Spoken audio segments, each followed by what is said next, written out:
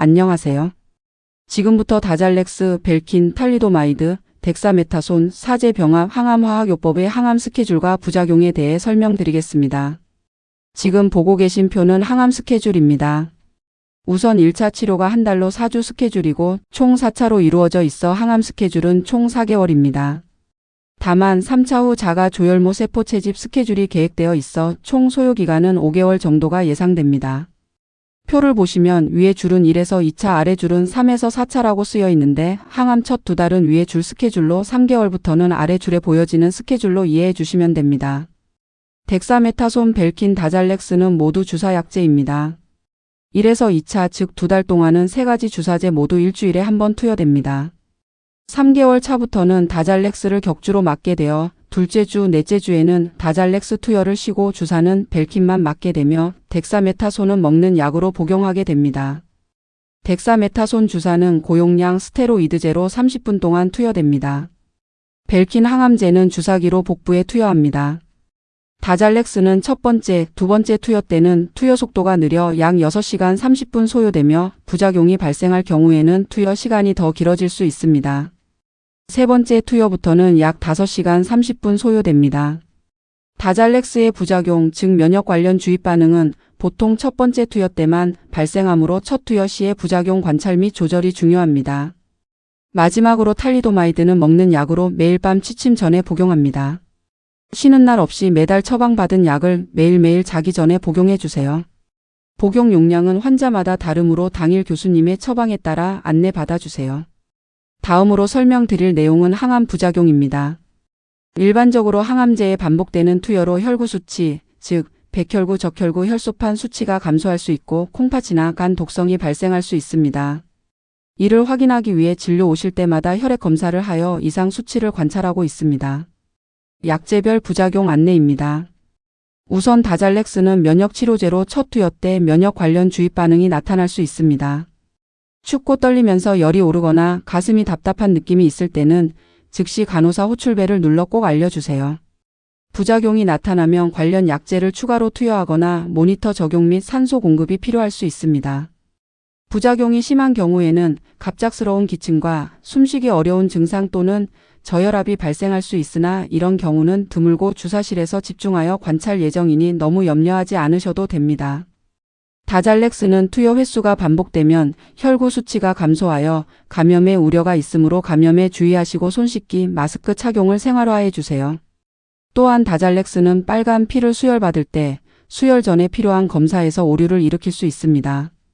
본원에서 수혈을 받으실 경우에는 환자분의 기록이 전산화되어 있어 괜찮지만 혹시라도 집 근처 다른 병원에서 급하게 빨간 피 수혈이 필요한 경우에는 해당 의료진에게 환자분의 혈액형과 함께 다잘렉스 항암제를 투여받은 환자라는 점을 반드시 말씀해 주세요.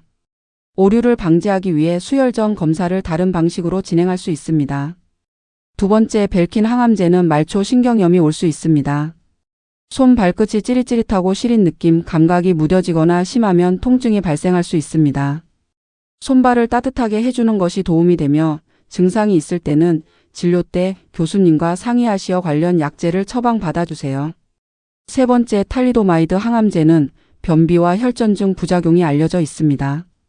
혈전은 피떡을 의미하고 피떡이 생겨 혈관을 타고 돌아다니면서 어느 장기를 막으면 위험할 수 있으므로 환자분에 따라 예방약인 아스피린이 처방될 수도 있습니다.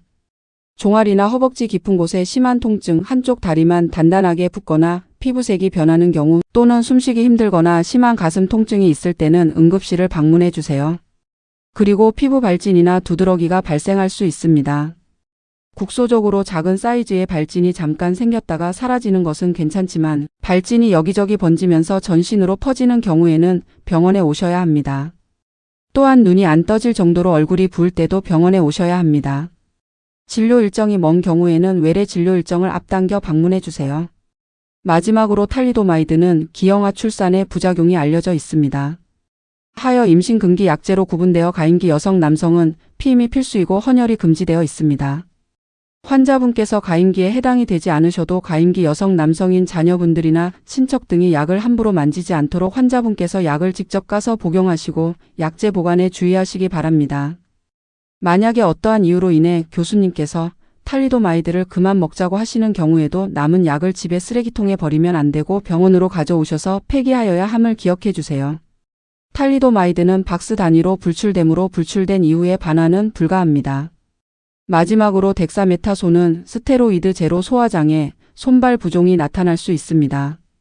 일시적으로 부었다가 사라지는 부종은 괜찮지만 예를 들어 신발이 들어가지 않는 정도의 부종은 교수님 진료가 필요합니다. 일시적인 부종의 경우에는 부은 손이나 다리를 베개 등에 받쳐 올려두고 주무시거나 누워 계시면 도움이 됩니다. 혈당과 혈압이 오를 수 있어 관찰이 필요하며 불면증이 생길 수 있습니다. 불면증이 평소보다 심해 일상생활을 방해할 때는 교수님 진료 때 상의해 주세요. 앞서 말씀드린 약제들의 부작용을 예방하기 위하여 몇 가지 예방약이 처방될 예정입니다. 감염을 예방하기 위해 폐렴 예방약인 셉트린과 크라비트, 바이러스 예방약인 바크락스, 변비 예방약인 마그밀입니다. 환자분에 따라 혈전증 예방약인 아스피린이 처방될 수 있습니다. 각 항암제의 부작용을 나열해 드렸지만 이 모든 부작용이 환자분들께 나타나는 것은 아닙니다. 어떤 부작용이 있을 수 있는지 알고 계셔야 병원에 오실 수 있기 때문에 미리 안내 드린 것이오니 두려워하지 마십시오. 부작용은 주치의와의 상담을 통해 조절 가능합니다. 이것으로 다잘렉스, 벨킨, 탈리도마이드, 덱사메타손, 사제 병합요법에 대한 설명 및 주의사항 안내를 마치겠습니다. 긴 시간 동안 설명 들어주셔서 감사드립니다.